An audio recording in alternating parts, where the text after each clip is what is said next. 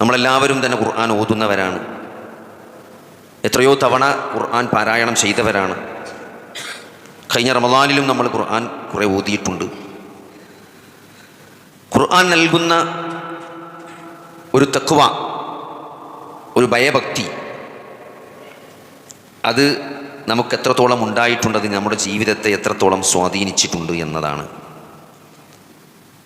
നമ്മൾ പഠനവിധേയമാക്കേണ്ടത്.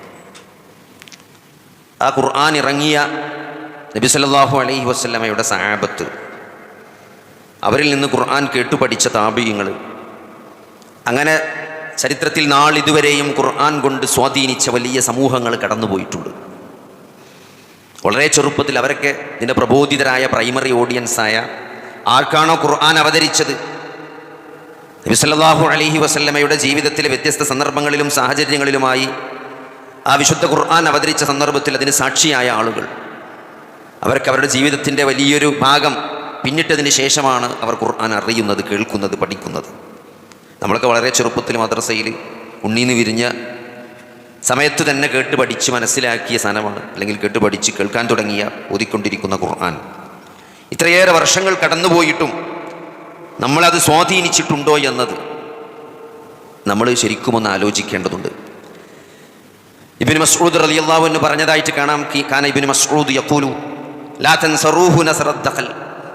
ഒരു ഈത്തപ്പനെ നമ്മൾ പിടിച്ച് കുലുക്കുമല്ലോ, അതിന്ന് ചാടാറായ വാടി വീഴുന്ന ഏതൊരു മരത്തിനും വാടി സാധനങ്ങൾ, അതിൻ്റെ വേര് ബലം കുറഞ്ഞിട്ട് അതെന്ത് ചെയ്യും, ചാടി വീണു. ഇപ്പോൾ ഒരു മാങ്ങയാണെങ്കിൽ തന്നെ അത് പ്രായമാണിൻ്റെ മുമ്പ് തന്നെ ചെറിയ ചെറിയ കണ്ണിമായൊക്കെ ചാടി വാടിപ്പോണാണ്. അങ്ങനെ വാടിപ്പോകുന്ന കാരക്കകളുണ്ട്. അത് ചാടിക്കണ പോലെ നമ്മൾ എന്ത് ചെയ്യരുത്, ഖുർആൻ ഓതരുത് എന്നാണ്. അങ്ങനെ സ്പീഡിൽ ഇങ്ങനെ അടിച്ചു വിട്ടിട്ട് അത് നിർത്തേണ്ടടുത്ത് വഖഫു ഇൻദ അജായിബി, ഖുർആനിൻ്റെ ചില അത്ഭുതങ്ങളുണ്ട്, ചില അത്ഭുതപരമായ പ്രയോഗങ്ങൾ, ചില അത്ഭുതങ്ങൾ, പ്രാപഞ്ചിക പ്രതിഭാസങ്ങൾ, അതിനെക്കുറിച്ച് പറയുമ്പം അവിടെയൊക്കെ നിൽക്കണമെന്നാണ്. വഹരിഖൂ ബിഹിൽ ഖുലൂബ്, ഹൃദയം ചലിപ്പിക്കേണ്ടിടത്ത സന്ദർഭങ്ങളിലൊക്കെ ഹൃദയം ചലിപ്പിക്കണം. വലാ യകുൻ ഹമ്മ അഹദുക്കും ആഖിറ സൂറ, അല്ലേ? ഓതുമ്പം ഇങ്ങനെ സൂറത്തോമ്പം അത് തുടങ്ങി നമ്മൾ നോക്കി എത്ര പേജുണ്ട്. ഇപ്പം നൽകഫ് ഓതുമ്പം തന്നെ തുടങ്ങി കുറച്ച് ഇഞ്ഞത്ര ഓതാണ്ട്, ഇടക്കിടക്ക് ഇങ്ങനെ മറിച്ചോ കുഞ്ഞത്ര ഉണ്ട്, അല്ലേ? ഇപ്പോൾ ഒരു ജുസു ഓതണം വിചാരിച്ചാൽ ഈ ജുസുവിന് ഇഞ്ഞത്ര ബാക്കിയുണ്ട്, ഒരു 5 പേജ് ഓതും, പിന്നെ ഒരു 5-8 ഇത് മറിച്ചു നോക്കും. അതെന്താണ്? ഇതൊന്ന് തീർന്നു കിട്ടിയെങ്കിൽ ഈ സൂറത്തിൻ്റെ അവസാനം എപ്പോഴാണ് എത്തുക, അല്ലേ? ഇതിൻ്റെ അവസാനത്തെ സൂറത്തിലേക്ക് എപ്പോഴാണ് എത്തുക എന്നത് അങ്ങനെ നിങ്ങൾ ചിന്തിച്ചുകൊണ്ട് നിങ്ങൾ ഓതരുത് എന്നാണ്. അങ്ങനെ തന്നെ പറഞ്ഞത്. നിങ്ങൾ വെച്ചാൽ എന്താണ് ആ പ്രയോഗം? ആ അവസാനമാകാൻ വേണ്ടിയിട്ട്, അല്ലേ? യകുൻ ഹമ്മ അഹദുക്കും ആഖിറ സൂറ, അല്ലേ? അവസാനത്തെ സൂറത്ത് ലക്ഷ്യം വെച്ചുകൊണ്ട് നിങ്ങൾ എന്ത് ചെയ്യരുത്, ഖുർആൻ ഓതരുത്. സഹോദരങ്ങളെ, ഖുർആൻ അത് നമ്മളെ സ്വാധീനിക്കണമെങ്കിൽ അതെന്താണ് ഓതുന്നത്, അതെന്താണ് പറയുന്നത് എന്ന് നമുക്ക് കൃത്യമായിട്ട് മനസ്സിലാക്കണം. നബി സല്ലല്ലാഹു അലൈഹി വസല്ലമയുടെ ഭാര്യയായ ആയിഷ റളിയല്ലാഹുവിൻ്റെ അടുത്തേക്ക് അത്താഉം ഉബൈദ് ഇബ്നു ഉമൈറും ചെല്ലാണ്. താബീങ്ങളാണ്. ആയിഷ റളിയല്ലാഹു അൻഹ ഉബൈദ് ഇബ്നു ഉമൈറിനോട് പറയാണ്, എനിക്കിപ്പോൾ ഇവിടെയൊക്കെ വരേണ്ട സമയമായില്ലേ? നമ്മൾ പറയല്ലോ, കുറേ കാലമായിട്ട് കാണാത്ത ഒരാളെ കാണുമ്പോൾ ജിങ്ങട്ടുള്ള വജ്ജൊക്കെ മറന്നുകണില്ലേ എന്ന് നമ്മൾ ചോദിക്കുമല്ലോ. അതേപോലെ ചോദിക്കണം, ഞങ്ങളെ സന്ദർശിക്കേണ്ട നേരമായോ എന്ന് ചോദിക്കണം. അപ്പോൾ ഒരു കുറച്ച് തമാശയായിട്ട് പറയണം, ഉമ്മുൽ മുഅ്മിനീൻ ആദ്യകാലമൊക്കെ പറഞ്ഞതുപോലെ അപൂർവമായിട്ട് സന്ദർശിക്കുമ്പോഴാണ് സ്നേഹം കൂടി, ഇടക്കിടക്ക് വന്നാൽ സ്നേഹം കുറയും, അതുകൊണ്ടാണ് ഞങ്ങൾ അങ്ങനെ വരാത്തത്. അപ്പോൾ ആയിഷ ബീവി എൻ്റെ വാചക കസരത്തൊക്കെ നിർത്തിക്കളാന്ന് പറഞ്ഞു. ഉബൈദ് ഇബ്നു ഉമൈർ റളിയല്ലാഹു അൻഹു ആയിഷ ബീവിയോട് ചോദിക്കണേ, നിങ്ങൾ അള്ളാഹുവിൻ്റെ റസൂലിൻ്റെ ജീവിതത്തിൽ കണ്ട അത്ഭുതകരമായ ഒരു കാര്യം ഞങ്ങൾക്ക് നീ പറഞ്ഞു തരുമോ? ഇപ്പോൾ കുറച്ച് നേരം ആയിഷ ബീവി ഇങ്ങനെ ഉണ്ടാകുന്നു. അപ്പോൾ അത് അത്ഭുതകരമായ കാര്യം, എല്ലാ അത്ഭുതം തന്നെയല്ലേ, ഇപ്പം എന്താ വലിയൊരു അത്ഭുതമായിട്ട് പറഞ്ഞു കൊടുക്കാറുള്ളത്. കുറച്ച് നേരം ഇങ്ങനെ മിണ്ടാന്നിട്ട് ആയിഷ തന്നെ പറഞ്ഞു, ഒരു രാത്രി നീ പിന്നോട് പറഞ്ഞു, ഞാൻ ഇന്ന് ആയിഷ നല്ലോണം ഒന്ന് നിസ്കരിച്ചട്ടെ. ആയിഷ ബീവിൻ്റെ ഓരോ ഭാര്യമാരുടെ അടുത്താണ് ഓരോ ദിവസം. അപ്പോൾ ഒരു ഭാര്യൻ്റെ അടുത്ത് വന്നിട്ട് നല്ലോണം നിസ്കരിച്ചാൽ ആ ഭാര്യയ്ക്ക് കിട്ടേണ്ട സമയമാണ് കുറയുന്നത്, കാരണം സമയം ഫിക്സഡാണല്ലോ. അപ്പോൾ ആയിഷ ബീവിനോട് അനുവാദം ചോദിക്കുകയാണ് നബി സല്ലല്ലാഹു അലൈഹി വസല്ലം, ഇന്ന് ഞാനൊന്ന് നല്ലോണം ഒന്ന് നിസ്കരിച്ചോട്ടെ, ഞാനൊന്ന് അള്ളാഹുവിൻ്റെ എൻ്റെ രക്ഷിതാവിന് വേണ്ടി ഞാൻ ആരാധനയിലൊന്ന് മുഴുകിക്കോട്ടെ ആയിഷ. അപ്പോൾ ഞാൻ പറഞ്ഞു, അള്ളാഹുവാണ് സത്യം, താങ്കളുടെ സാമീപ്യം എനിക്കിഷ്ടമാണ്, പ്രവാചകൻ്റെ സാമീപ്യം ആയിഷ ബീവിക്ക് ഇഷ്ടമാണ്, പക്ഷെ നിങ്ങളെ സന്തോഷിപ്പിക്കാനാണ് ഞാൻ കൂടുതൽ ഇഷ്ടപ്പെടുന്നത്. നബിക്ക് ഏറ്റവും കൂടുതൽ സന്തോഷം ഉണ്ടാകുക എന്നുള്ളതാണ്. എൻ്റെ കൂടെ കിടക്കുന്നതിനേക്കാൾ എനിക്കിഷ്ടം എന്താണ്, നബി കൂടുതൽ സന്തോഷിക്കുക എന്നുള്ളതാണ്. അതുകൊണ്ട് നിങ്ങൾ നിസ്കരിച്ചോളിന്ന്. അങ്ങനെ നബി സല്ലല്ലാഹു അലൈഹി വസല്ലമ വുളൂ ചെയ്ത് നിസ്കരിക്കാൻ തുടങ്ങിയതാണ്. അങ്ങനെ നബി സല്ലല്ലാഹു അലൈഹി വസല്ലമ കരയാൻ തുടങ്ങി. അദ്ദേഹത്തിൻ്റെ മടി നനഞ്ഞു, പിന്നെയും കരഞ്ഞു, താടി നനഞ്ഞു, അല്ലേ? ഒടുവിൽ നിലം നനഞ്ഞു. ആയിഷ ബീവി കിടക്കുന്ന നിലത്ത്, ആ നിലത്തും വിരിപ്പിൽ വരെ കരച്ചിലിൻ്റെ നനവ് വന്നു എന്നാണ്. നബി സല്ലല്ലാഹു അലൈഹി വസല്ലമക്കറിയാം, അൽ ബഖറ സൂറത്തും ആൽ ഇംറാനും നിസാഉം ഒക്കെയാണ് രാത്രി നമസ്കാരങ്ങളിൽ ഓതാറ്. നേരം പുലരുവോളമാണ് നമസ്കരിക്കാറ്. ദീർഘമായ ഖുർആൻ പാരായണമാണ്, അല്ലേ? ഓരോ ആയത്ത് വരുമ്പോഴും അള്ളാഹുവിൻ്റെ ശിക്ഷയെപ്പറ്റി പറയുന്ന ആയത്താണെങ്കിൽ അവിടെ അവിടെ എന്ത് ചെയ്യും? ആ ശിക്ഷയെ ചുറ്റി കാവലിനെ ചോദിക്കും. സ്വർഗത്തെ പറ്റിയുള്ള ആയത്ത് വരുമ്പോൾ ആ സ്വർഗം ചോദിക്കും. അങ്ങനെ വളരെ ലൈവായിട്ടാണ് നബി സല്ലല്ലാഹു അലൈഹി വസല്ലമ ഖുർആൻ ഓതിയിരുന്നത്. നമ്മൾ തീർന്നു കിട്ടിയിരുന്നെങ്കിൽ, ഈ ആയത്തൊന്നും അല്ലെങ്കിൽ ഈ സൂറത്തൊന്ന് കഴിഞ്ഞിരുന്നെങ്കിൽ എന്ന ഒരു മാനസിക നിലവാരത്തിലല്ല നബി സല്ലല്ലാഹു അലൈഹി വസല്ലമ ഖുർആൻ ഓതിക്കൊണ്ടിരുന്നത്. അങ്ങനെ കരഞ്ഞ് നിലം നനഞ്ഞു എന്നാണ്, താടി നനഞ്ഞ് നിലം നനഞ്ഞു. അപ്പോൾ അവസാനം ബിലാൽ റളിയല്ലാഹു അൻഹു ബാങ്ക് കൊടുക്കാൻ വേണ്ടി വന്നു എന്നാണ്. അങ്ങനെ സുബൈക്ക് വന്നപ്പോൾ നബി സല്ലല്ലാഹു അലൈഹി വസല്ലമ കാണാണ്. അപ്പോൾ നബി കരഞ്ഞുകൊണ്ടിരിക്കണം, അള്ളാഹുവിൻ്റെ റസൂൽ എന്തിനാണ് നിങ്ങൾ ഇങ്ങനെ കരയണത്? അള്ളാഹു നിങ്ങൾക്ക് മുൻകഴിഞ്ഞു പോയ പാപങ്ങൾ പുറത്തു തന്നിട്ടില്ല എന്നാണ്. പുറത്തു തന്നിട്ടില്ല, ഞാൻ ഒരു നന്ദിയുള്ള അടിമയാകേണ്ട ബിലാലെ എന്നാണ് നബി സല്ലല്ലാഹു അലൈഹി വസല്ലം അദ്ദേഹത്തോട് പറഞ്ഞത്. എന്നിട്ട് നബി സല്ലല്ലാഹു അലൈഹി വസല്ലം പറഞ്ഞു, ഇന്ന് രാത്രി എനിക്കൊരായത്ത് അവതരിച്ചു. ആ ആയത്തോതിയിട്ട് അതിനെപ്പറ്റി ആലോചിക്കാത്തവന് നാശമെന്ന് നബി സല്ലല്ലാഹു അലൈഹി വസല്ലം പറഞ്ഞു. എന്നിട്ട് സൂറത്തു ആൽ ഇംറാനിലെ 190 ആയത്താണ് ഓതിയത്. ഇന്ന ഫീ ഖൽഖിസ് സമാവാതി വൽ അർളി വഖ്തിലാഫിൽ ലൈലി വന്നഹാരി ലആയാതിൻ ലിഉലിൽ അൽബാബ്. അതുകൊണ്ട് സഹോദരങ്ങളെ, ഖുർആൻ എന്നത് അത് കേട്ട് പഠിക്കാൻ, അത് വായിക്കുമ്പോൾ അത് മനസ്സിരുത്തി വായിക്കാൻ എന്ന് നമ്മൾ ആ ഖുർആൻ കൊണ്ട് നേടേണ്ടതുണ്ട്. ഖുർആൻ കൊണ്ട് ചില മാറ്റങ്ങൾ അനിവാര്യമായിട്ട് മുൻ തലമുറകൾ നേടിയൊരു മാറ്റമുണ്ട്, അല്ലേ? എന്തുകൊണ്ടാണ് നബി സല്ലല്ലാഹു അലൈഹി വസല്ലമ 23 വർഷം കൊണ്ട്, ആ പ്രവാചക ജീവിതം കൊണ്ട് ആ വലിയ ഒരു സംസ്കാരത്തെ, അല്ലേ, വലിയൊരു തലമുറ, വലിയൊരു മുൻഗാമികളെ, എല്ലാവർക്കും പ്രകാശവാഹകരായ വലിയൊരു മുൻഗാമികളെ അവിടെ സൃഷ്ടിച്ചെടുത്തത് ആ 23 വർഷത്തെ നബി സല്ലല്ലാഹു അലൈഹി വസല്ലമയുടെ അധ്യാപനങ്ങൾ കൊണ്ടാണ്, ഈ ഖുർആൻ കൊണ്ടാണ്, ഈ വഹിയാകുന്ന ഖുർആനും സഹീഹായ ഹദീസും കൊണ്ടാണ് ആ മാറ്റമുണ്ടായത്. അതുകൊണ്ട് സഹോദരങ്ങൾ, അതിനെപ്പറ്റി ആലോചിക്കാൻ, ആ മാറ്റം എന്തുകൊണ്ട് നമുക്കില്ലാതെ പോയി എന്ന് നമ്മൾ വളരെ സീരിയസ് ആയിട്ട് ആലോചിക്കുമ്പോൾ നമ്മൾ ഖുർആനിനോട് എന്ത് നിലപാടാണ് വെച്ച് പുലർത്തുന്നത് എന്ന് പരിശോധിച്ചാൽ അത് കൃത്യമായിട്ട് നമുക്ക് മനസ്സിലാകും. നബി സല്ലല്ലാഹു അലൈഹി വസല്ലമ ഊതൽ ഇബ്രാഹിം നബി തൻ്റെ സമൂഹത്തെ ഓർത്ത് ആ പറഞ്ഞ കാര്യങ്ങൾ വിശുദ്ധ ഖുർആനിൽ ആയത്തായിട്ട് വന്ന ആയത്ത് നബി സല്ലല്ലാഹു അലൈഹി വസല്ലം ഓതിയെന്ന് അബ്ദുല്ലാഹിബ്നു അംർ ഇബ്നു ആസ് റളിയല്ലാഹു പറയാണ്, റബ്ബി ഇന്നഹുന്ന അളലൽന കസീറൻ മിനൻ നാസ് ഫമൻ തബിഅനി ഫഇന്നഹു മിന്നി വമൻ അസാനി ഫഇന്നക ഗഫൂറുർ റഹീം. ഈ വിഗ്രഹങ്ങളിൽ മനുഷ്യരിൽ അധികം ആളുകളെ ഈ വിഗ്രഹങ്ങൾ വഴിപിഴപ്പിച്ചിട്ടുണ്ട്. റബ്ബി ഇന്നഹുന്ന അളലൽന കസീറൻ മിനൻ നാസ്, ജനങ്ങളിൽ വളരെയധികം ആളുകളെ ഈ വിഗ്രഹങ്ങൾ എന്ത് ചെയ്തിട്ടുണ്ട്? വഴിപിഴപ്പിച്ച് കളഞ്ഞിരിക്കുന്നു. അതിനാൽ ഫമൻ തബിഅനി ഫഇന്നഹു മിന്നി, ആരെന്നെ പിൻപറ്റിയോ അവൻ എൻ്റെ കൂട്ടത്തിൽപ്പെട്ടവനാണ്. വമൻ അസ്വാനി, ആരെന്നെ ധിക്കരിച്ചോ ഫഇന്നക ഗഫൂറുർ റഹീം, പടച്ചോനെ നീ അങ്ങേയറ്റത്തെ പാപങ്ങൾ പൊറുക്കുന്നവനും കരുണാനിധിയുമാണ് എന്നാണ് ഇബ്രാഹിം നബി അലൈഹിസ്സലാം. അത് ഓതി നബി സല്ലല്ലാഹു അലൈഹി വസല്ലമ കരയണം പറഞ്ഞു. കരച്ചിൽ നിർത്തില്ല. നബി സല്ലല്ലാഹു അലൈഹി വസല്ലമ കരഞ്ഞുകൊണ്ടിരിക്കുകയാണ്. കുറച്ച് കഴിഞ്ഞപ്പോൾ വീണ്ടും നബി അടുത്ത ആയത്തോതും. സൂറത്തുൽ മാഇദയിലെ ഈസാ നബി നാളെ പരലോകത്ത് ഹാജരാകും. ലോകത്ത് ഏറ്റവും കൂടുതൽ ആളുകളുള്ളത് ക്രിസ്തീയ വിഭാഗമാണ്. ആരാണ്? ക്രൈസ്തവർ.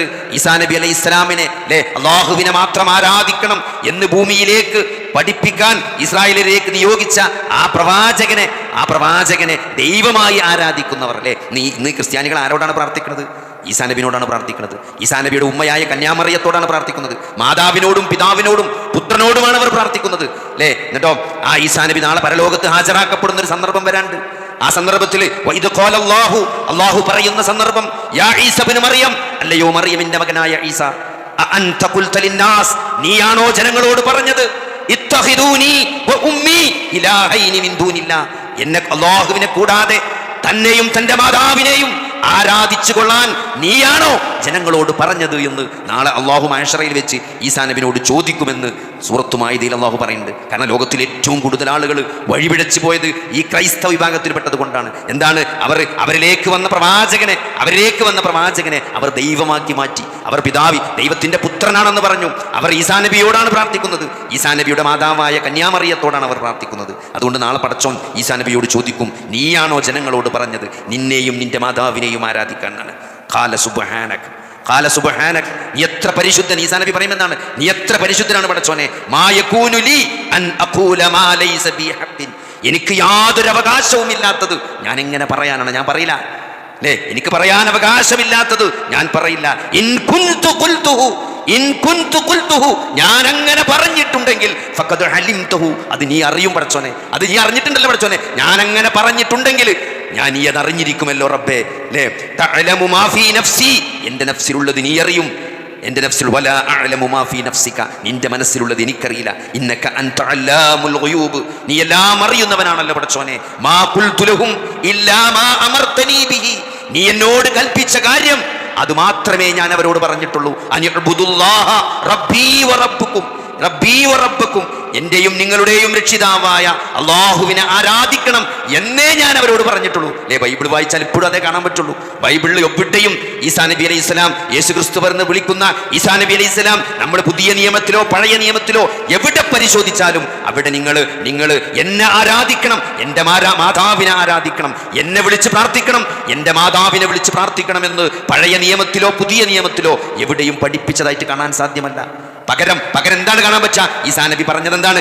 നമ്മുടെ കർത്താവ് ഏക കർത്താവ്, ആ കർത്താവിനെ വിളിച്ച് പ്രാർത്ഥിക്കണമെന്നാണ്. ആരെയാണ് ആരാധിക്കേണ്ടത് എന്ന് ചോദിച്ചപ്പം നമ്മുടെ കർത്താവ് ഏക കർത്താവ്, ആ കർത്താവിനെയാണ് ആരാധിക്കേണ്ടത് എന്നാണ് ഈസാ നബി പഠിപ്പിച്ചത്. ഒരിടത്തും ബൈബിളിൽ പുതിയ നിയമത്തിൽ ഈസാ നബി അങ്ങനെ പറഞ്ഞിട്ടില്ല, എന്നെ ആരാധിക്കണം, എൻ്റെ മാതാവിനെ ആരാധിക്കണം. അവിടെ നാളെ പരലോകത്ത് ഈസാ നബി പറയുമെന്ന് ഖുർആനിൽ പറയാണ്. എന്താണ്?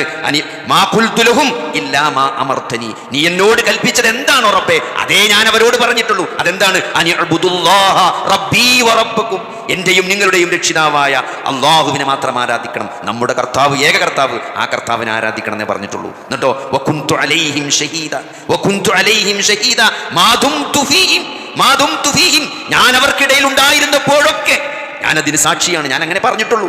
എന്നിട്ടോ ഫലമ്മാ തവഫൈതനി, എന്നെ നീ പൂർണ്ണമായി ഏറ്റെടുത്തു, ആകാശത്തേക്ക് ഉയർത്തി. അല്ലേ, ആകാശത്തേക്ക് ഈസാ നബിനെ ഉയർത്തിയതിനു ശേഷം കുന്ത അൻത റഖീബ അലൈഹിം, അല്ലാഹുവേ നീയാണ് അവരെ നിരീക്ഷിച്ചു കൊണ്ടിരുന്നവൻ, ഞാനല്ല, നിനക്കറിയാം എന്താണ് അവിടെ സംഭവിച്ചതെന്ന്.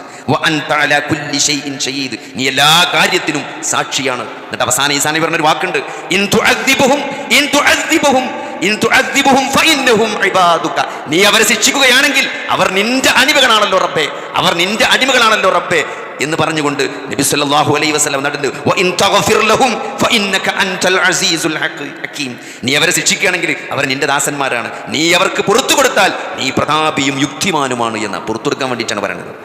നീ പുറത്തു കൊടുത്താൽ നീ പ്രതാപിയും യുക്തിമാനുമാണ്, നീയാണല്ലോ അവരുടെ യജമാനൻ, നിന്റെ ദാസന്മാരാണല്ലോ അവർ എന്ന് ഈസാ നബി പറയുന്ന ഈ ആയത്തോതിക്കൊണ്ട് നബി സല്ലല്ലാഹു അലൈഹി വസല്ലമ കരഞ്ഞുകൊണ്ടേയിരിക്കുകയാണ്. അബ്ദുല്ലാഹി ഇബ്നു അംർ ഇബ്നു ആസ് പറയാണ്, നബി ഇങ്ങനെ കരഞ്ഞുകൊണ്ടേയിരിക്കുകയാണ്. ഈ രണ്ടായത്തോതിയിട്ട് ഇബ്രാഹിം നബി തന്റെ അനുയായികളുടെ വിഷയത്തിൽ പറയുന്ന ആയത്തോതിയിട്ട്, ഈസാ അലൈഹിസ്സലാം നാളെ മഹ്ശറയിൽ വെച്ച് പറയുന്ന ഈ ആയത്തോതിയിട്ട് നബി സല്ലല്ലാഹു അലൈഹി വസല്ലമ കരഞ്ഞുകൊണ്ടേയിരിക്കുകയാണ്. യാ ഉമ്മത്തി ഉമ്മത്തി എന്ന് പറഞ്ഞുകൊണ്ട് നബി കരഞ്ഞുകൊണ്ടേയിരുന്നു എന്നാണ് നബി സല്ലല്ലാഹു അല്ലാഹു സുബ്ഹാനഹു വ തആല മലക്കിനോട് ചോദിക്കണം, എന്തിനാണ് മുഹമ്മദ് കരയുന്നത് എന്നാണ്. എന്നിട്ട് അപ്പോൾ ഈ രണ്ടായത്തോതിയിട്ടാണ് നബി സല്ലല്ലാഹു അലൈഹി വസല്ലമ കരഞ്ഞുകൊണ്ടിരിക്കുന്നത് എന്ന് മലക്ക് അള്ളാഹുവിനോട് പറയുന്നതാണ്. അപ്പോൾ അള്ളാഹു മറുപടി പറഞ്ഞെന്താരോ, മുഹമ്മദിനോട് നീ പോയി പറയുക, എന്ത്, നിന്റെ ഉമ്മത്തിന്റെ വിഷയത്തിൽ ഞാൻ ഒരിക്കലും നിന്നെ വിഷമിപ്പിക്കുകയില്ല പ്രവാചകരെ എന്ന് അള്ളാഹു സുബ്ഹാനഹു വ തആല പറഞ്ഞതായിട്ട് നമുക്ക് സ്വഹീഹായ ഹദീസിൽ കാണാം. അതുകൊണ്ട് സഹോദരങ്ങളെ, നരകത്തിന്റെ വാതിൽ അന്നേക്കുമായി അടക്കുന്ന സന്ദർഭത്തിൽ തൗഹീദുള്ള മുഴുവൻ ഉമ്മത്തികളെയും അള്ളാഹുവിന്റെ റസൂലിന്റെ മുഴുവൻ അനുയായികളെയും ശിർക്ക് ചെയ്യാത്ത മുഴുവൻ ആളുകളെയും നരകത്തിൽ നിന്ന് മോചിപ്പിച്ച് സ്വർഗത്തിലേക്ക് മാറ്റുമെന്നാണ്. അതുകൊണ്ട് സഹോദരങ്ങളെ, ഈ ഒരു ശിർക്ക് ജീവിതത്തിൽ സംഭവിക്കാതിരിക്കാൻ അല്ലേ നബി സല്ലല്ലാഹു അലൈഹി വസല്ലമ ഇങ്ങനെ ഖുർആൻ ഓതിയിട്ട് കരഞ്ഞത് എന്തുകൊണ്ടാണ് സഹോദരങ്ങളെ? ആ ഖുർആൻ ഉള്ളിൽ തട്ടിയത് കൊണ്ടാണ്. അല്ലേ, സഹാബികളിൽ ഈ മാറ്റമുണ്ടായത് എന്താണ്? ഓതുന്നത് എന്താണെന്ന് അവർക്ക് മനസ്സിലായത് കൊണ്ടാണ്. അതുകൊണ്ട് സഹോദരങ്ങളെ, ഖുർആനിനെ ആ ഒരു നിലക്ക് കാണണം. നബി സല്ലല്ലാഹു അലൈഹി വസല്ലമയുടെ ജീവിതത്തെ പറ്റി ചോദിക്കാനാണ് രണ്ട് താബീഈങ്ങളായ ആളുകൾ വന്ന്, എന്താണ്, സഅദ് ഇബ്നു ഹിശാമും അതേപോലെ തന്നെ അഫ്ലഹ് റഹ്മത്തുള്ളാഹി വന്നിട്ട് താബികൾ വന്നിട്ട് ആയിഷ ബീവിയോട് ചോദിക്കുന്നത് നബി സല്ലല്ലാഹു അലൈഹി വസല്ലമയുടെ സ്വഭാവത്തെ പറ്റിയാണ് ചോദിക്കുന്നത്. അപ്പോൾ നബി സല്ലല്ലാഹു അലൈഹി സ്വഭാവം ഖുർആൻ ആയിരുന്നു എന്നാണ് ആയിഷ ബീവി പറയുന്നത്. എന്താണ് സഹോദരങ്ങളെ ആ ഖുർആൻ? നമുക്ക് നബി സല്ലല്ലാഹു അലൈഹി വസല്ലമയുടെ ജീവിതം പരിശോധിച്ചാൽ മനസ്സിലാകും. അല്ലേ, ആ പകൽ മുഴുവൻ നബി സല്ലല്ലാഹു അലൈഹി വസല്ലമയുടെ ജീവിതം എന്നത് ആ ഖുർആൻ പഠിപ്പിക്കലായിരുന്നു. ആ ഖുർആൻ അനുസരിച്ചുള്ള ജീവിതമായിരുന്നു. സംസാരത്തിൽ, വാക്കുകളിൽ, പെരുമാറ്റത്തിൽ, ഡീലിങ്സിൽ, ഇടപാടുകളിൽ, വിവാഹ ജീവിതത്തിൽ, കച്ചവടത്തിൽ നബി സല്ലല്ലാഹു അലൈഹി വസല്ലമ ഏതൊക്കെ മേഖലകളിൽ ഇടപെട്ടോ അവിടെയെല്ലാം വിശുദ്ധ ഖുർആൻ പഠിപ്പിച്ച ആശയങ്ങൾ, വിശുദ്ധ ഖുർആൻ വിരോധിച്ച കാര്യങ്ങളിൽ നിന്ന് വിട്ടുനിന്നുകൊണ്ട് വിശുദ്ധ ഖുർആൻ എന്തൊക്കെ നല്ലതായി കണ്ടോ, എന്തൊക്കെ നല്ലതായി പറഞ്ഞോ, അതൊക്കെ ജീവിതത്തിൽ അനുഷ്ഠിച്ച്, അതൊക്കെ ജീവിതത്തിൽ എന്താണ് പ്രചരിപ്പിച്ച് സഹോദരങ്ങളെ, അതായിരുന്നു പകൽ മുഴുവൻ നബി സല്ലല്ലാഹു അലൈഹി വസല്ലമയുടെ ജീവിതം. പകൽ മുഴുവൻ അതായിരുന്നു. രാത്രി അതേ ഖുർആൻ ഓതിക്കൊണ്ട് നേരം വെളുക്കോളം നമസ്കരിക്കുക.